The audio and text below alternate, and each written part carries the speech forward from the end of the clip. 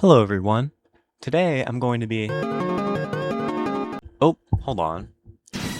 Hey, what's up?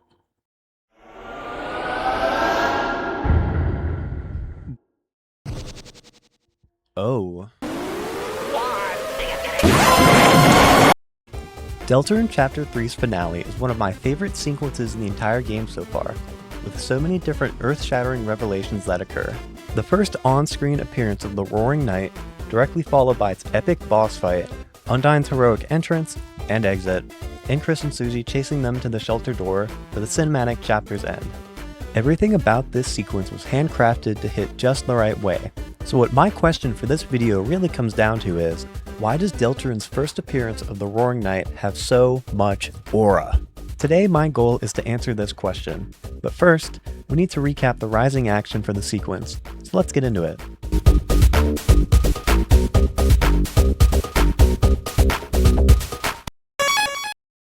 Time travel. Alright, it's June 4th, 2025, and you're so excited to play not just one, but two new chapters of Deltarune. You're enjoying Chapter 3, and it's absolutely nothing you thought it was going to be, and only in the best ways possible. The dialogue is fun and engaging, the story is continuously developing, and you have a big fat smile on your face that death itself can't rip away. You make your way back to the cold room, and arrive at the chapter's climax. It's pretty clear that Tenna has been set up to be the chapter's final boss. You beat him while vibing to his banger boss music, watch the only in-game sprite of Death vanish in real time, Susie giving emotional support therapy to the living room TV, and are about to save Toriel and seal the fountain. As you approach the finale sequence of Chapter 3 for the first time, you begin to ponder on some tough questions. I wonder how I missed the secret boss and his shadow crystal. Why did the Roaring Knight make this deal with Tenna? And how can Toriel just sleep through an entire chapter? But little do you know, the answer to all three of these questions are soon to be revealed. These are admittedly very basic and standard questions to have on a first playthrough, and yet you still ponder. Tenna releases Toriel from her capsule on the tree, and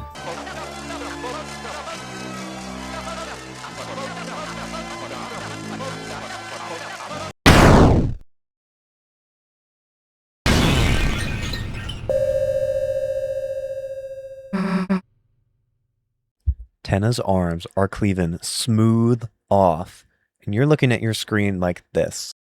The fun gang stands their ground. The Roaring Knight roars. And it doesn't go so well. This is your first playthrough, remember? Now that you've remembered getting your butt kicked properly, let's actually look and see what's happening here.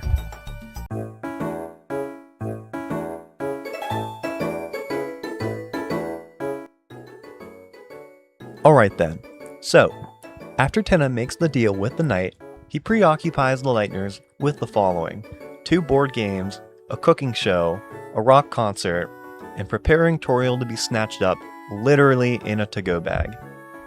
To-go ball? Whatever. The Roaring Knight puts the chapter's name into full effect by being very late.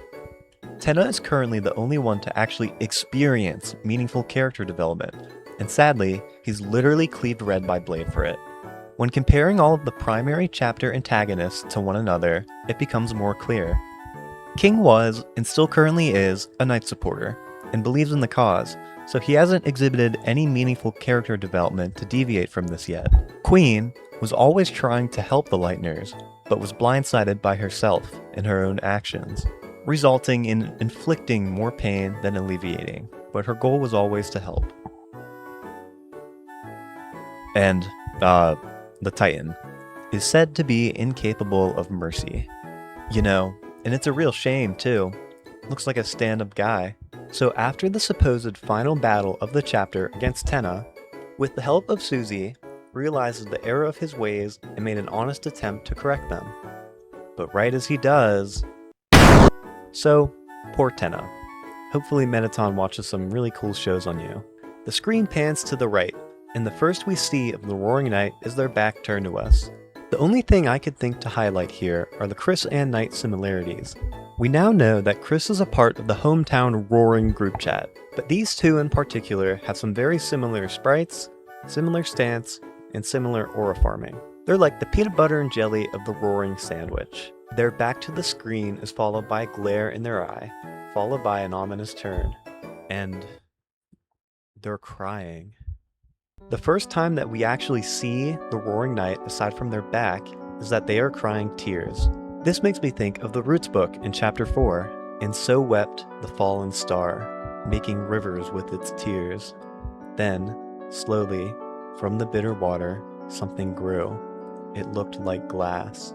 They then hit this interesting suction thing on Toriel. We see this later in the first attack, which we'll be getting to shortly. But besides that, this suction thing, and the similar attack later, whatever it is, emphasizes that it stems from the fingers or the hand of the knight. A closer look at the knight's hands, and what do we see?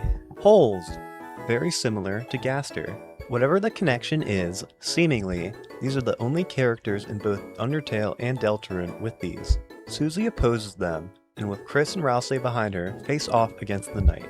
But not before they do, this.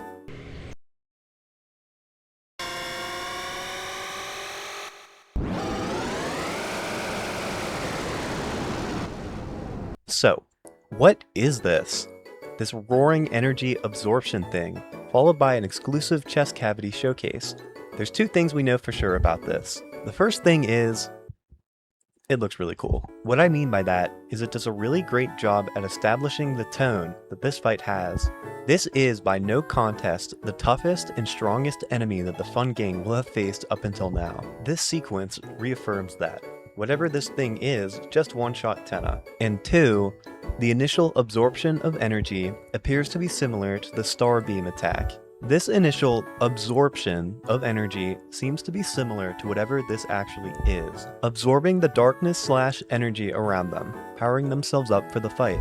Seemingly now powered up, they raise up their bat, and boom, the Roaring Knight appears. Your chills are different from before, because now, you have to survive long enough to defeat them. Those three initial questions I asked on my first playthrough are almost all answered via this intro sequence of the battle. While not being a secret boss, this is an unskippable, intended to be a scripted boss who holds the chapter's shadow crystal upon its defeat. Tenna taking the deal is what makes the most sense to me. The Roaring Knight's deal was exactly what Tenna would have wanted regardless, but the second he deviated from the plan... And Toriel? I mean, I'm sure Chariel is pretty comfy, and in the fit, and with the classical music channel. But more than that, Toriel being asleep for the whole chapter and not waking up during the most intense situation that you could think of represents a lot. Being asleep, she isn't being the most supportive parent for Chris. We see more evidence of this directly in Chapter 4's ending. While not being a bad mother per se, but maybe hinting at signs of negligence or something like that. Maybe we'll see this confronted in future chapters.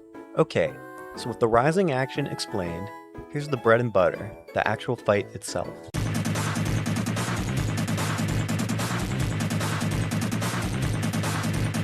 The Chapter 3 Roaring Knight boss fight has 5 main attacks, but as the fight moves forward, each attack progressively gets harder, with more difficult variations of them. I'm going to go over each attack and really just yap about what I like about them. The Crystal Barrage is the Knight's first attack. They lend out their finger, run and gun style, and shoot a Dark Star energy. Seemingly, this could appear to be the inverse or opposite of the suction thing they attempt to do to Toriel, and its absorption energy roar. Maybe it's suck in to absorb energy and blow out for star attacks, or something like that. In the second iteration of this attack, the stars are larger, and in the third, they break off into red shards and attack you. While there's no bad attacks in the Knight's moveset, and while visually overwhelming at first glance, this becomes one of the more easier attacks to learn and overcome. For me, it's an 8 out of 10. The Knight's second attack is the Knife Dance, and is the easiest one you'll get for the entire fight, so keep that in mind. I think the purpose of this attack is to show you how the knives actually work. From the direction they start, they're going straight at you.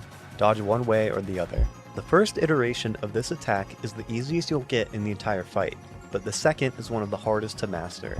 It's the same attack as before, but you're now being circled by a ring of knives this time, limiting the amount of space you have to dodge them in. The key to doing this one is by making small movements quickly, setting yourself up to have as much space as you'll need to dodge the incoming knives, all while staying within the circle. While not as visually stunning as the Crystal Barrage, the Roaring Knight's knives go on to be a part of their signature toolset, later using them to attack you in the climbing sequence of Chapter 4, and even later in creating the Titan. So, they represent. For me, another 8 out of 10. So, you know the soul border? You know, the green box where all the attacks in the game occur inside of? The king shakes it up and down in his boss fight. That was kinda cool. But other than that, this thing is your best bud. Yeah, then the knight lines up their red quickscope and boom. Aesthetically looking, the board slash is by far the best looking attack in their arsenal. It says something about the power level of this foe when their attack literally slashes the game's UI. The board is slashed and you have to maneuver in between the darkness shards that are being sliced up. The third and strongest iteration of this attack shows the board being cut horizontally, vertically, and diagonally. It's pretty hard to avoid. To me, this is simply the Roaring Knight attack. It goes hand in hand with number 5, an easy 10 out of 10. The fourth attack is the Sword Tunnel, or I like to call it the Ralsei Annihilator. The knight summons a big tunnel of swords that you have to weave through, followed by a board-sweeping multi-knife slash. The second version of this attack has the swords coming in from an angle. With added curvature, this one can be tricky. The key is to hold shift or whatever button makes your soul move slower to take smaller and more precise movements to avoid it easier. The third version is the same as the first, but a whole lot faster and with a smaller gap between the knives. This is still a great attack. I love how the speed of the knives is really emphasized here, but I feel that this one is simply outshined by all the others, so for me, a 7 out of 10. The Sanguine Slash is very similar to the board slash, whereas in that attack, the knight is directly attacking the border, the UI itself, whereas here, it's confined within the border itself, and oh my god does it look amazing. Noticeably, this attack is honing in on you, the soul, so moving closer to the edges of the border will give you more space to avoid the slash. This slash outline hits the border into perfect symmetrical slices. I bet they miss working at ICs. After the knight has reached a certain damage received threshold of around 25% of its health, they will do their final version of this attack. Faster version of the slash, but this time with an extra flurry of slashes at the end. The Sanguine Slash feels like it's the same actual attack as the board slash, but just directed at the soul instead of the border. It's just so peak. I do prefer the UI shattering of the board slash just a tad more, but this is still such a great attack. 9 out of 10. The knight's aura farming special is the Crystal Nova. This attack will always happen after the Sanguine Slash, and its special flurry rush a part of it. The knight will start to glow a strange color, and then this happens.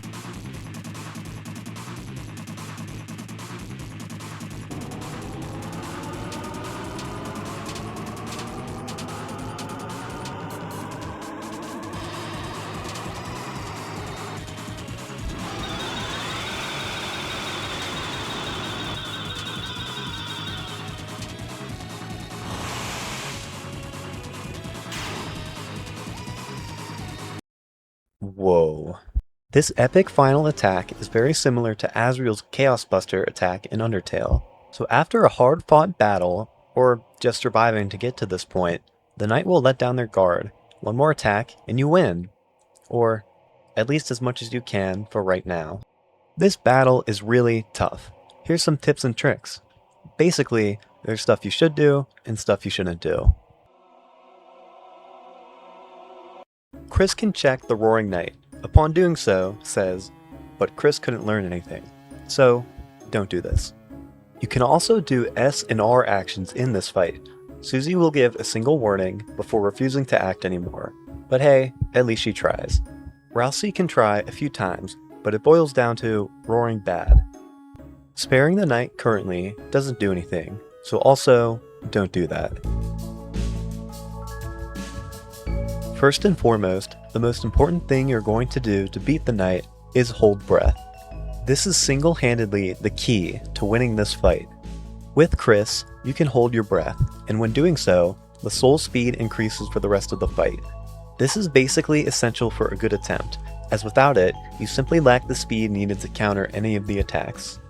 Just Immaculate lung capacity, Chris. You don't need every item in the game, but if you're attempting this, it's preferable to have defeated Jevil and Spamton. Either the Jevil's Tail or Devil's Knife, or the Dealmaker or Puppet Scarf will benefit you a lot. For healing, your go-to is going to be the deluxe dinners that you can get from the vending machine in the Greenroom. The Shadow Mantle also makes this fight a lot easier, so grab that if you can do the sword route. Other than that, the weapons and armor from the vending machines will supply you with just about everything you would need. Your best friend for this fight is Rudebuster. This is the highest damage spell that you have, and it's what's going to get the knight into that low damage threshold to trigger their final attack. On turn 1, hold breath with Chris, and defend with Susie and Rouse. After that, defend with Chris and Rouse and use Rudebuster as much as you can. If you take significant damage, use deluxe dinners to heal, preferably with Chris, and yeah. Debatably, the Chapter 3 Roaring Knight is the hardest boss fight that Toby Fox has created as of right now. This fight is the first major test of strength. At the start of Chapter 4, Susie will say how everything before now felt like a different world. Make believe, no matter what happened, everything would be okay. It's this single appearance of the Roaring Knight and their battle where the tone of the entire game dramatically shifts to be darker and more serious. And that's why I love it. After surviving the final attack and dealing the last blow, we get this sequence of events, exclusive to defeating the knight.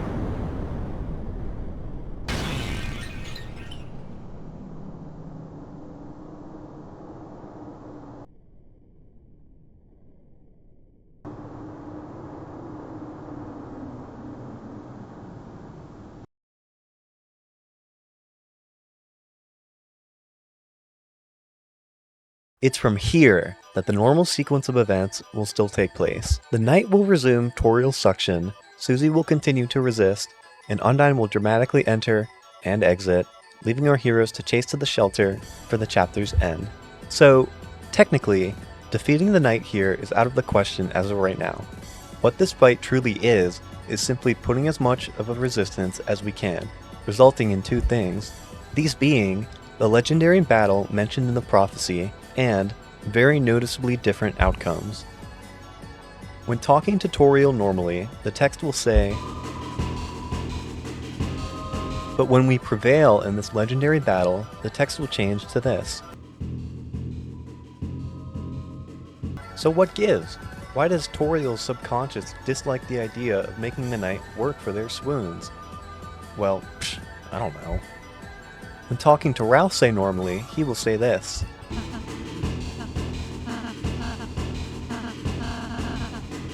But when we prevail for this battle, he will say this.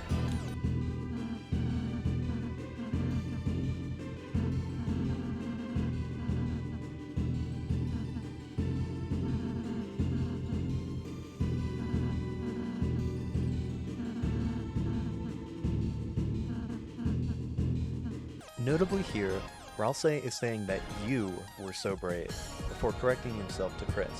With Chapter 4, we know Rouse knows the player, so thanks for the compliment, Rouse. And finally, what you really did this fight for, the chapter's Shadow Crystal.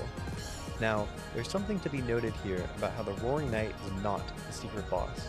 You can't just avoid them or anything, and losing on the first attack or the last, this encounter is designed as a scripted loss, but resisting for long enough yields you your Shadow Crystal. And it gives you the Black Shard. Honestly, we know very little about it, aside from its goated stats, baby! With 10 plus attack damage for Chris, with the Shadow Mantle as well, you'll be entering Chapter 4 stacked, drift, and slaying titans like it's nothing. Interestingly, it's Susie's clash against the Knight's blade that yields both the Shadow Crystal and the Black Shard. So what's the difference between them? The Black Shard is an item in the Light World. With Asgore also mentioning it, I hope it gets some more attention in future chapters. So, that was just about everything I could find surrounding the actual fight itself. But with these key information puzzle pieces, how do they click together? Well, I should probably first address the elephant in the room. Despite this being a centralized video talking about the Roaring Night and me professionally avoiding the name December like the bubonic plague, until chapter 5 or further, we don't really know their true identity yet, but I have the very original idea that it's December, or a version of Des. It could be Des wearing a mask, it could be a being of pure determination, the body acting independently while their mind is trapped elsewhere, like the voice in the code. We honestly just don't know. But when I think about it, there's two big things that make my mind always go back to the Roaring Night is December holiday. The first, the Roaring Night raises up their bat, and so does December.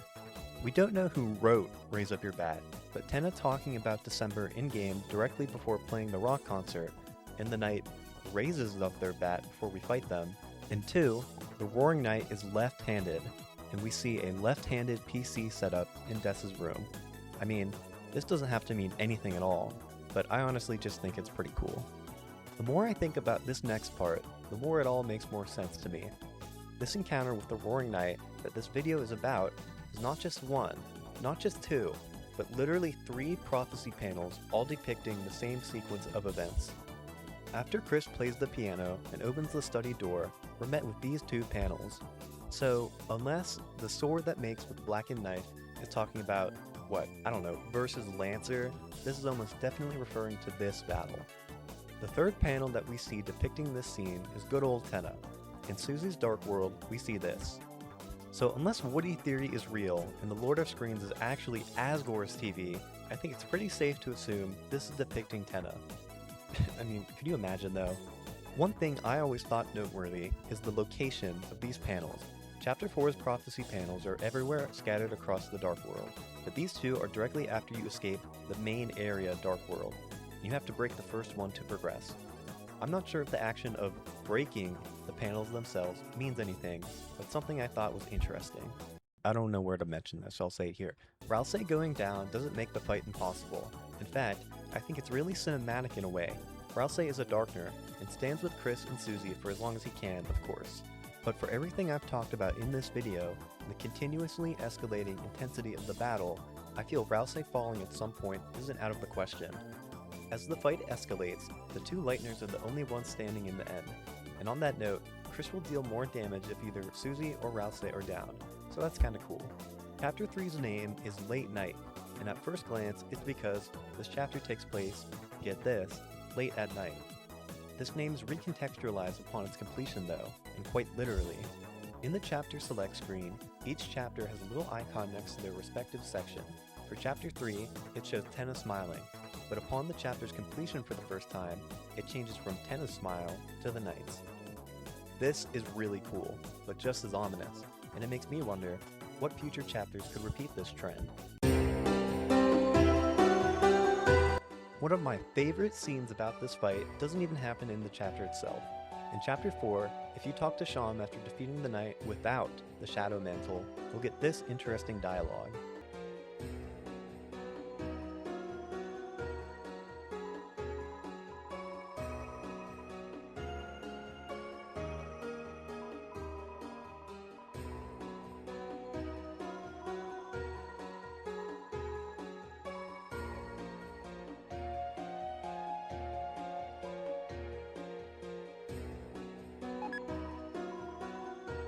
Why thank you, Sham. It certainly was quite the terrific match. Furthermore, a spectacle to behold.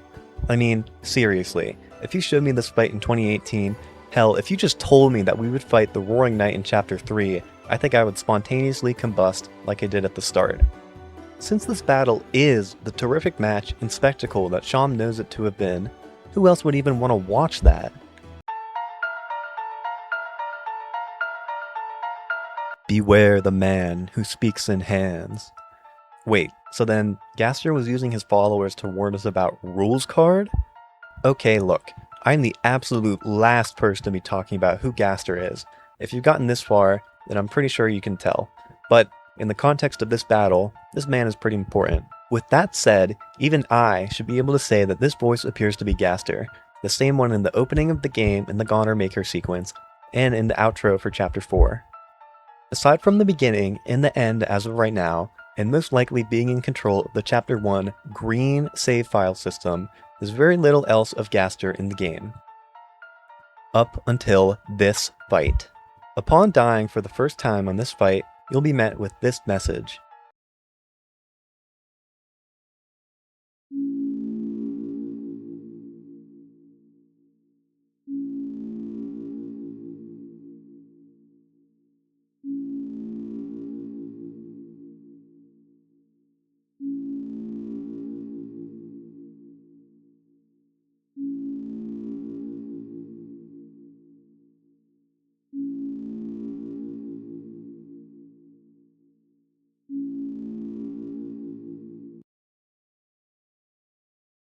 So, surprise entrance aside, Gaster must witness this battle, and is the one who accelerates our walkback by simply letting us fight the knight again. The first time we do this, the knight will do their roar, and after another death, they will only raise up their bat before the fight starts. Also, if you're battling without the Shadow Mantle, another key item that's extremely helpful to winning this fight, Gaster will literally tell you that you're missing something. The last of Gaster we see in this fight is on a death that is very close to the final attack. So what does this mean? And why does it seem that only Sham and Gaster understand the significance of this showdown? We have to look at what Gaster is saying here. Your loss here is all but guaranteed. It's true. Even when we defeat the Roaring Knight and get our goodies, Susie and Ralsei are still swooned and Undyne is still fish-nabbed. The same outcome of events will eventually transpire, but how they do is based on how much of a fight you put up. Also, while I'm talking about Gaster, this man hates eggs. In Deltarune's PlayStation releases, on both PS5 and PS4, PlayStation has a trophy requirement. And I would know. For each chapter, there's a pretty standard achievement. Complete each chapter without issue, for 1, 2, 3, and 4. You can snowgrave, kill all of Hometown, do a no mercy weird route, not talk to Hubert, and you'll still get the complete chapter without issue achievement. Except for one small thing. Yep, it's the eggs. So, whatever the eggs represent, therapy, dealing with repressed trauma, Gaster does not like them, as they are the only thing to cause the chapter completion without issue to not trigger. Well, I mean, this is assuming that Gaster made the trophy list. If you avoid all of them and complete chapter 4, you'll get this special line. So, why do the eggs create an issue? Beats me, but now you know that the man who fell into his own creation, was scattered between time and space, is a professional green eggs and ham hater. As stated by Sham, myself, the entire internet, and literally Gaster, this fight is quite the spectacle, so it's no surprise that he had some things to say about it. I wonder if Gaster will comment on a future fight in a similar way. Guess we'll see. Alright, so main section of the video aside, I just want to very briefly touch on another video topic that I've been wanting to make alongside this one. With Chapter 5 coming out sooner than later, and while being beyond excited, what can we do to prepare ourselves for it?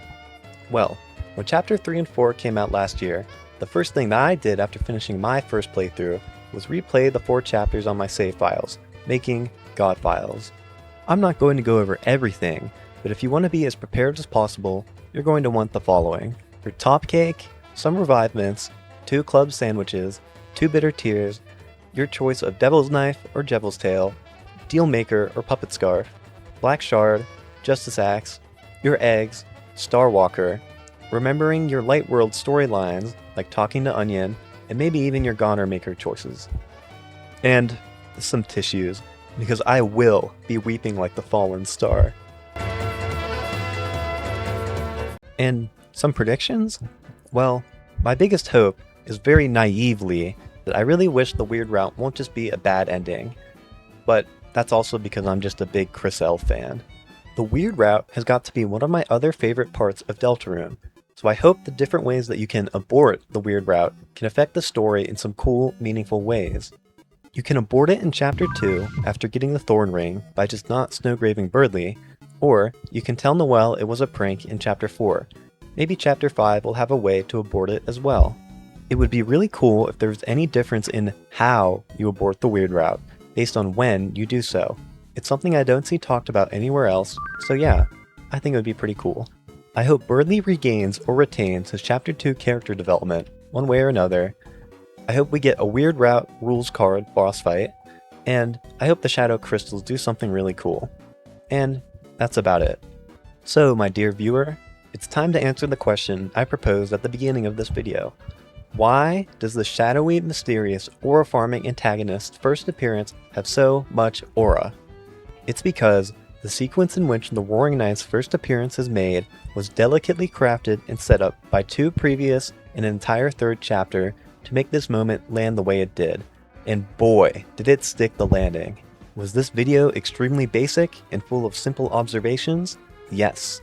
Was the editing even more so basic and generic? Most definitely. Did you learn something new to keep in mind for Chapter 5? Well, I certainly hope so. And with that, we've reached the end. Hello! Thank you so much for watching my video. I'm sure it's pretty obvious, but I've never done anything like this before. This channel was created for making this video. Ever since December 2025, I've had this idea cooped up in my mind, knowing that this is exactly what I wanted to make. I wish I didn't procrastinate until the announcement of Chapter 5, but that was just the motivation I needed. If you watched to the end of this video, I just want to say thank you. I know this analysis was pretty basic, coming to conclusions everyone has gotten to by now, but hey. I've wanted to make this video since December, but I remember watching the Chapter 3 and 4 trailer like it was yesterday. I had a gut feeling for the Nintendo Direct and skipped my chemistry class to watch it, and boom. It was really impactful to me. That's when I really started getting into Deltarune, and I'm really happy I have this memory. Deltarune has had a very significant impact on my life, and I'm really happy that I finally made this video. I'm genuinely ecstatic for more information that invalidates this entire video. But to know I gave it my best shot is really what this video is. So, thanks for watching. I hope you enjoyed it. Goodbye.